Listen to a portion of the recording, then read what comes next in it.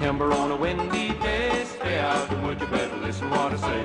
Limbs in the top liable go either way. Don't you cut timber on a windy day. Windy day. Welcome, axe friends and new viewers to this channel. This is a topic I've literally been waiting months to take on. Very excited about this particular topic here. What is the best handle wood for axes? All right. And I think there's a lot of curiosity about that. But at the same time, the answer appears to be authoritatively established. There appears to be, at least for about 150 years, an answer to that question. And like so many other things in kind of world capitalism, it's an American answer. You know, the Americans answered this question with hickory, all right?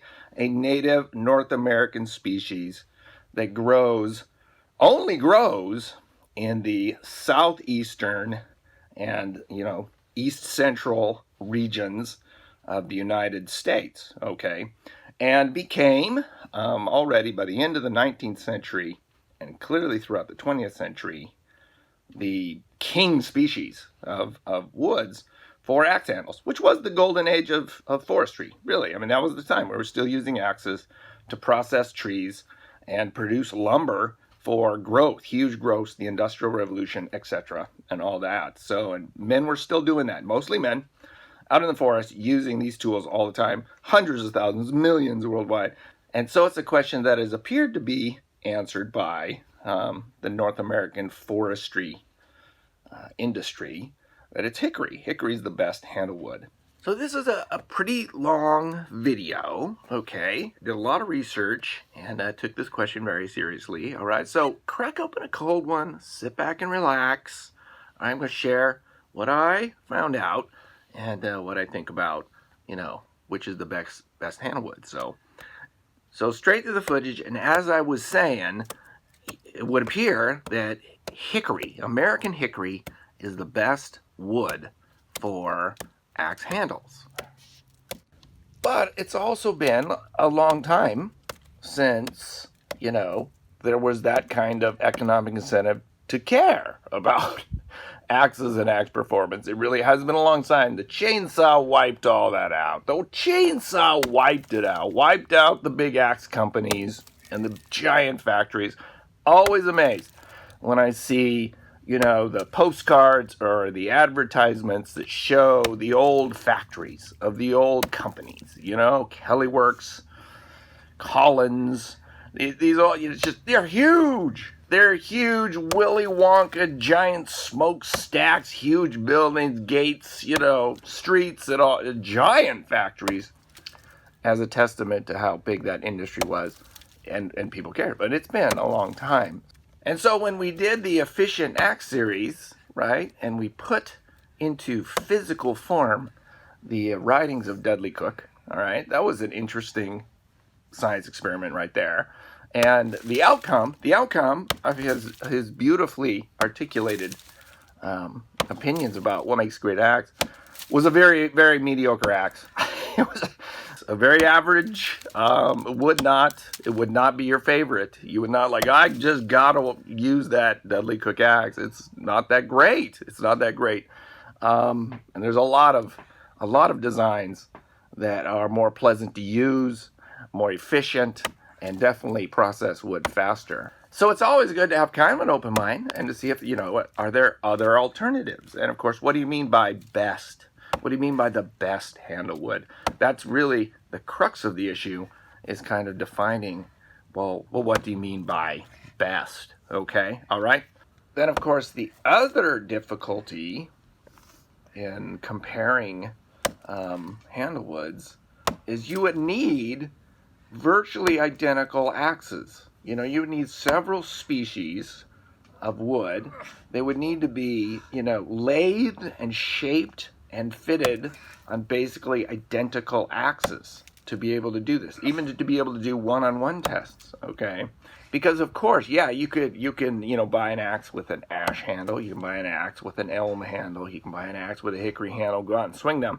But if the heads are different weights, if the handles are different lengths, if they're shaped differently, there's so many other factors that you can't really say it was the wood that, affected how you felt about the axes. It could be just the weight to length, just the physics of the axe itself was better in this one. And you could erroneously conclude that had something to do with the species of the handle wood. So the methodology is tough, but axe friends, we may at least have a way of beginning this type of test, okay? Because I just so happen to have 3 virtually identical axes, all right? What seems inconceivable has been conceived, axe friends, for science. We've conceived it, all right? So for this experiment, I built 3 nearly identical axes in every respect, with 3 of the major contenders for axe handle wood, all right? There's more contenders, yes. There's at least a half dozen more I would love to test, but we've started with these because they're good candidates, okay? And here they are, from left to right. We have a hickory handle, a white ash handle, and white oak, all right? These are all single source handles off the same lathe in the same pattern. These were provided by my good friend and our Lamica Handmade Axe co-founder, Kobe Owen, on Vancouver Island, British Columbia, Canada. He has a handle company up there, Owen's Axe and Handle. I encourage you to check him out on Instagram, okay? And they're made from the best stock that you can buy, first and second grade stock in all these handle woods. These are the 31-inch single bit models that in this case, taken all the way down to the shoulder, yield 3 axes that measure 29.5 inches plus or minus just 3 millimeters. That's pretty good, okay? Pat on my own back for getting those all at the same length. And 29.5 inches is just right for me when paired with 3 vintage Holtzbrook 3.5 pound Yankee pattern heads, okay? Nice full bit samples. The eyes are the same size. The edge geometries are all brought into the same shape and sharpness. Only trivial, minute differences here in these axes. The main one being that the blue guy in the center, right, the blue guy in the center is a little bit heavier, about 2.5 ounces heavier, which I ended up pairing with the ash, the lightest of these woods. We'll talk about this, okay? Because at least that way the total weight of each axe would be more similar. And they are. The total weight of all these axes vary by less than an ounce. So what I did to start this experiment is I just went out without doing any specific research, nothing specialized, into the wood manuals, into the numbers and the stats.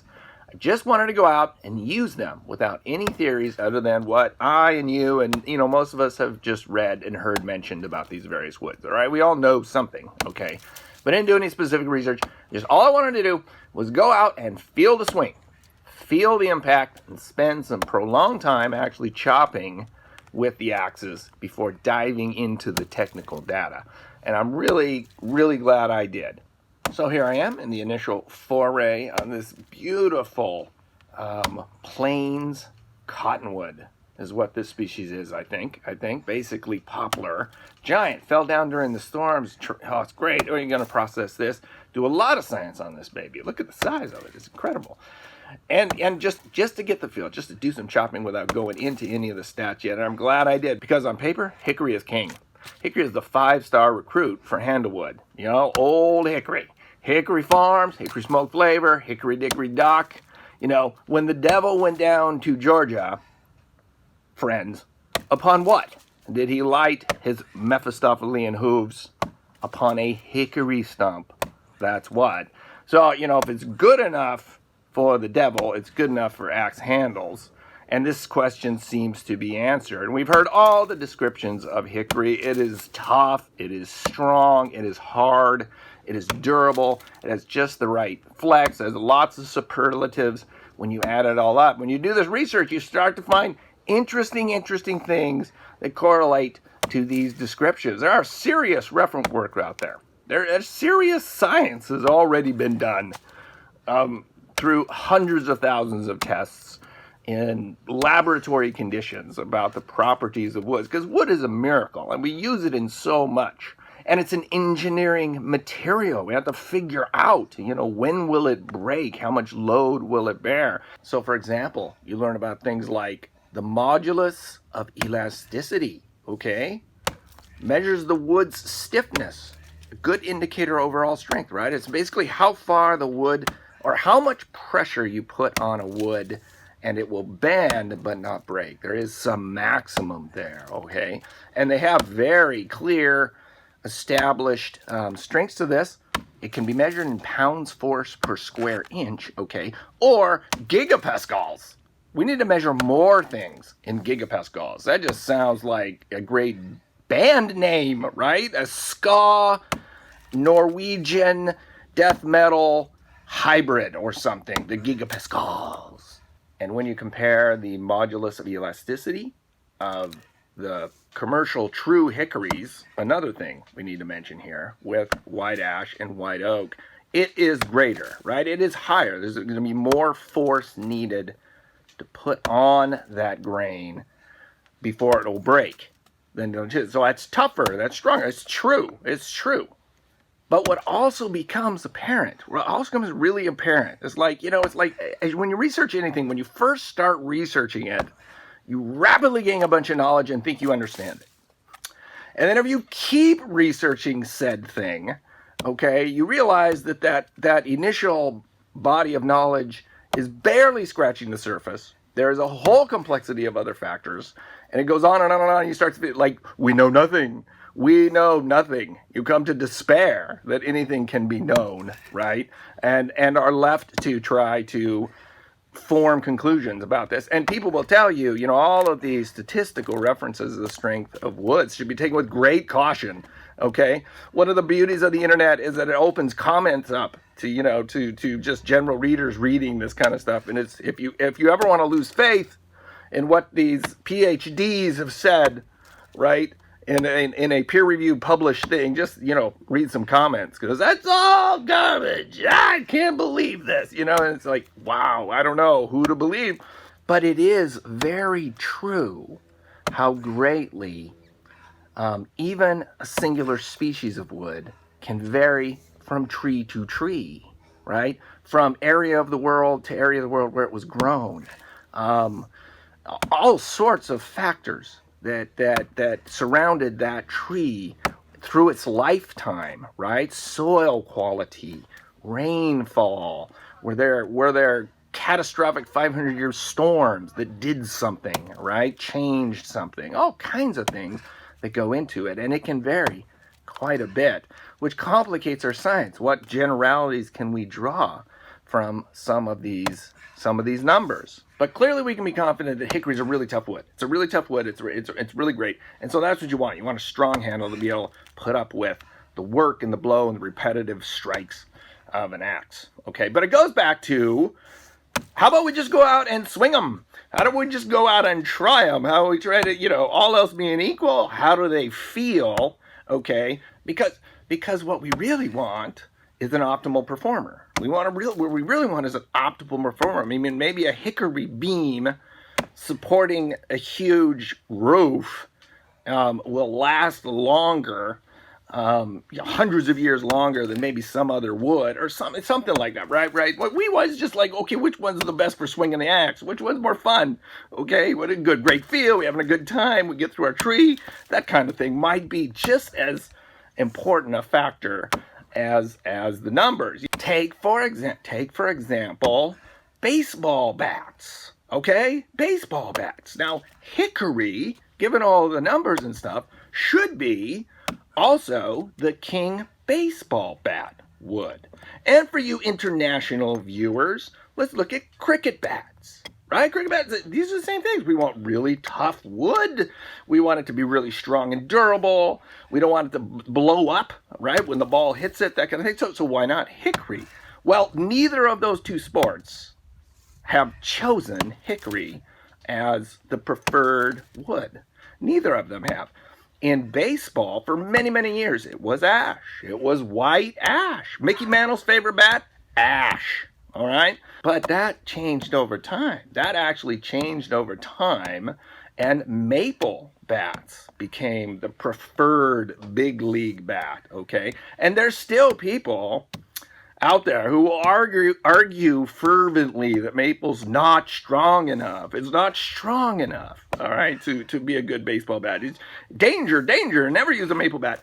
In spite of its use by something like 80% of the Major League Baseball players. In cricket, apparently, I found this out. It's willow. Willow? What? Willow? See, but I'm thinking like willows, that I know. Not English willow. It's English willow that they use. My God, look at that tree. Give me some willow. Let's try willow axe handles. I'm very curious.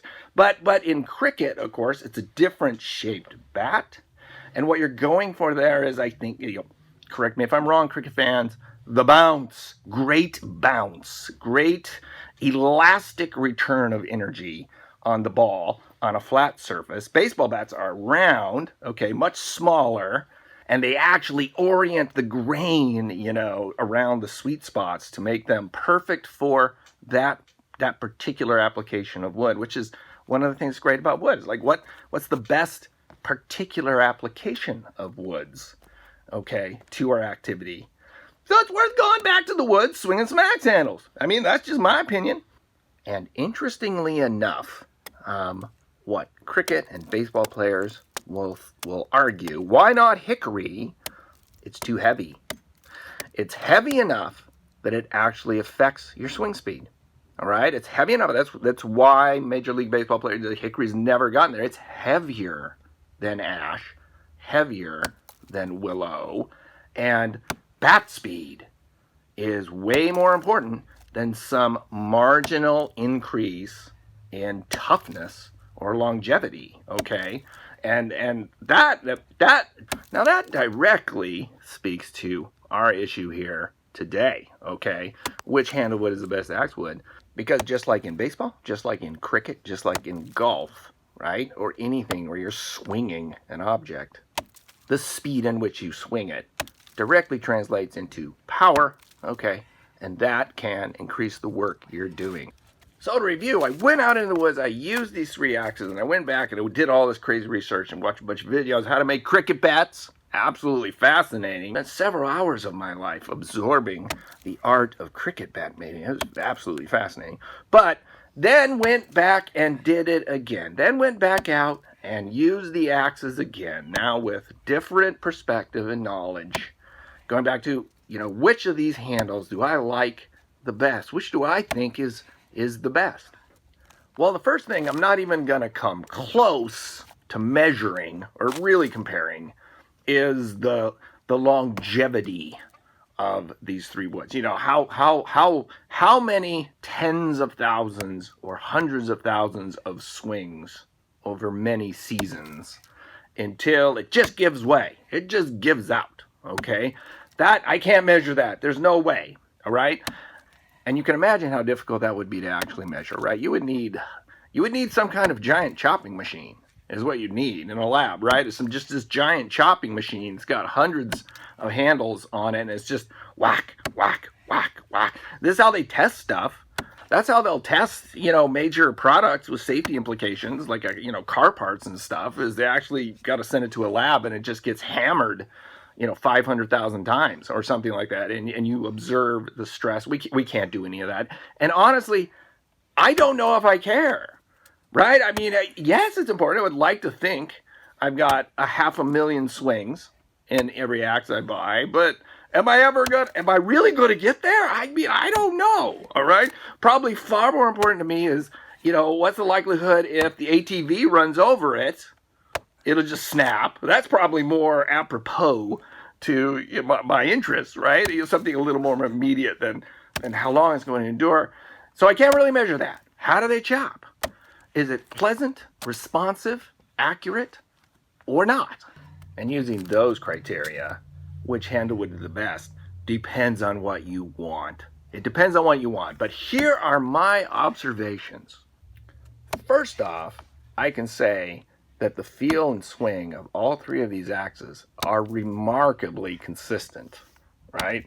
So I'm going out here and I'm rotating through these regularly, and I'm really, really hyper aware of one thing. How does that handle feel? That is the center of my attention. okay, even more than, how quickly and how efficiently I'm going through the cut. I'm in that Zen moment trying to feel it, okay? And they're really similar.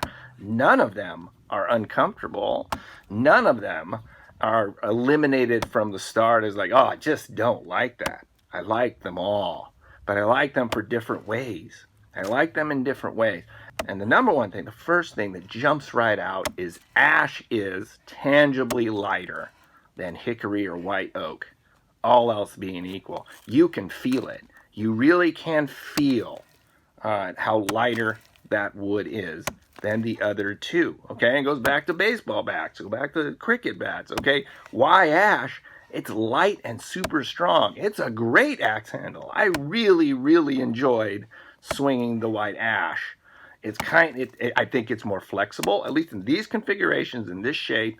It felt more flexible than hickory, had a great, great whip to it, but I could really feel those weight savings. I really could, and it felt fast. I felt faster. I liked it.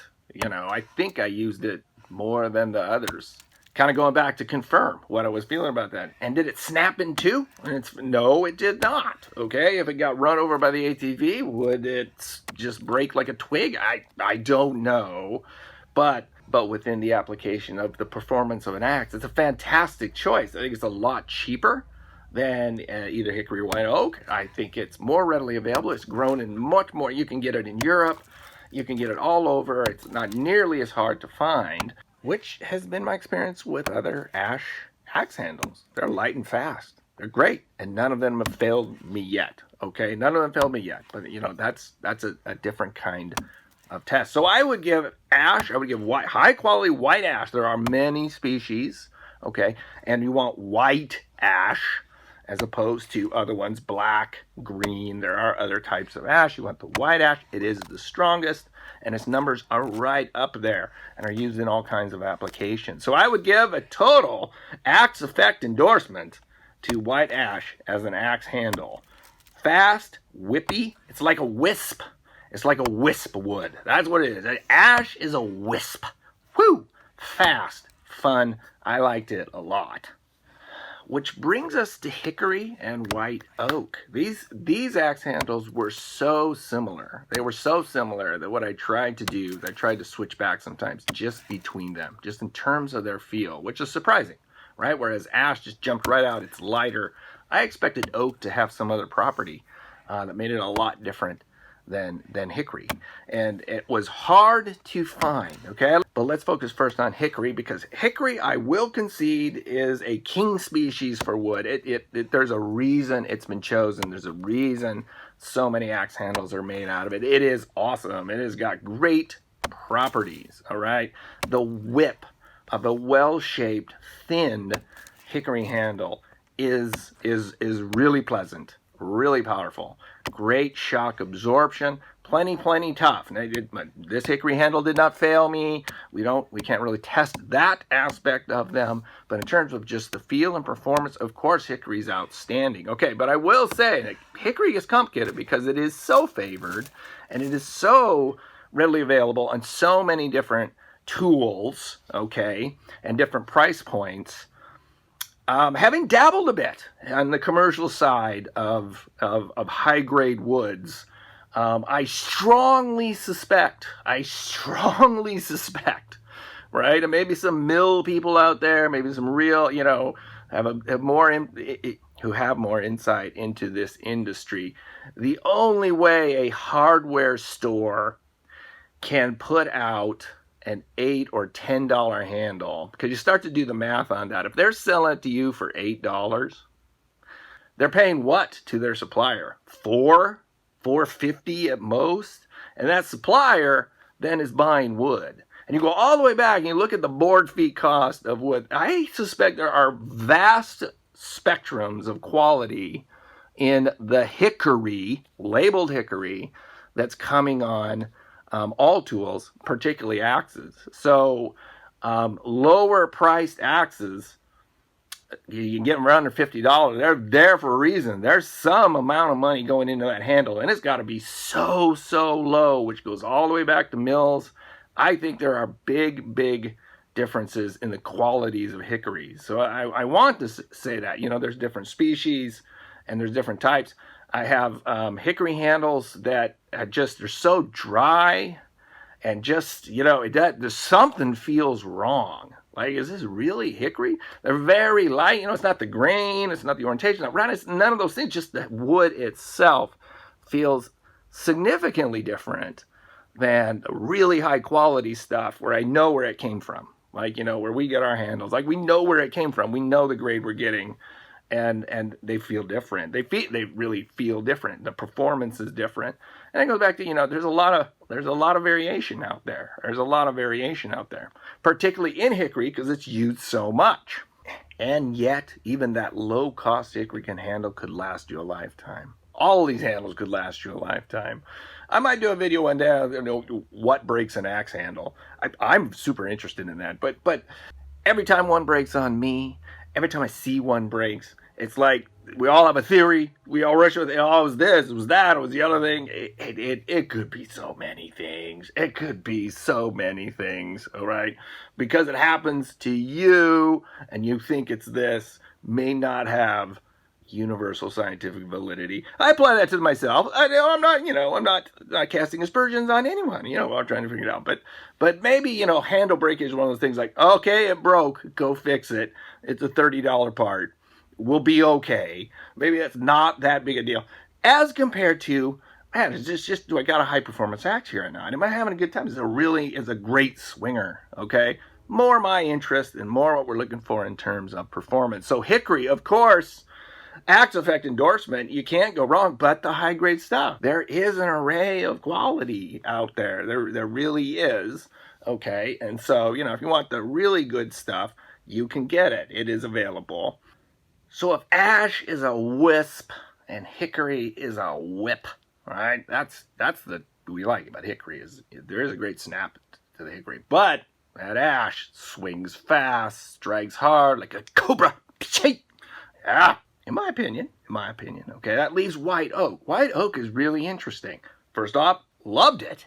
I've loved all the white oak handles. I don't think a lot of people think about handling. A lot of people have tried it. I've got a few. In fact, during this test, going back, hickory, white oak, what's the difference there? I really like I'm going to call it power transfer feeling of oak. That's what I think it is. Oak carries a wallop.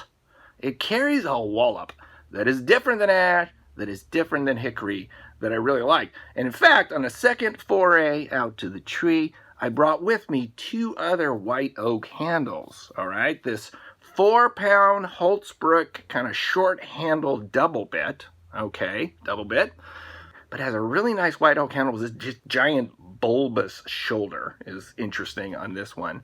And another longer, like a 34, 35-inch white oak handle, very straight. Okay, these were straighter handles in white oak. And I had remembered, I'd used some of these in other videos and trials, and I remembered them. Like, I liked that the handles had interesting properties. And so I brought them back out to compare, get more white oak out there. And I kind of like what I really think maybe, particularly for straight handles, double bits, cruisers, saddle axes, something like that. Hey, white oak is a great option. It's just got a solidness to it. It's got a great feel to it. And I think it's in the power transfer, just like wallop, whomp, whomp, right? Which is fun. It's not any heavier than hickory at all, and the characteristics are very, very similar. But I tell you what, oak is gorgeous. Oak is just gorgeous wood. And the way, to the stains and the effects you can get on it, if you're into that, if you're into sort of the sexiness of that, man, I like oak. Man, you can get some great stuff. These rays in the grain are gorgeous, beautiful wood, and a high performer. I really liked white oak. I especially liked it in a straighter setup. It just felt really good. I'm going to use it more. So again, the third Axe Effect endorsement for the white oak for different reasons. So in conclusion, after this long, rambling scientific essay on handlewoods, thanks for sticking with me, or welcome to the end if you just skipped ahead, like, geez, sis, just tell us which one you like. I like them all. None of them broke. They all have long established properties of excellence. They've been used in tools and handlewoods for years. Hickory probably has the best numbers. Well, it definitely has the best. It has the best numbers and is the most traditional wood, and it has a great whip. But ash is so light. It's so pleasant. It's so fast. Ash is a wisp. Ash is a wispy wood, and hickory carries a whip. But oak's got a wallop. It packs a punch that I like. Okay, it's not painful. It's not like spotted gum painful, but you know, it's got great power transfer properties that are fun. So axes are cool. This was a lot of fun.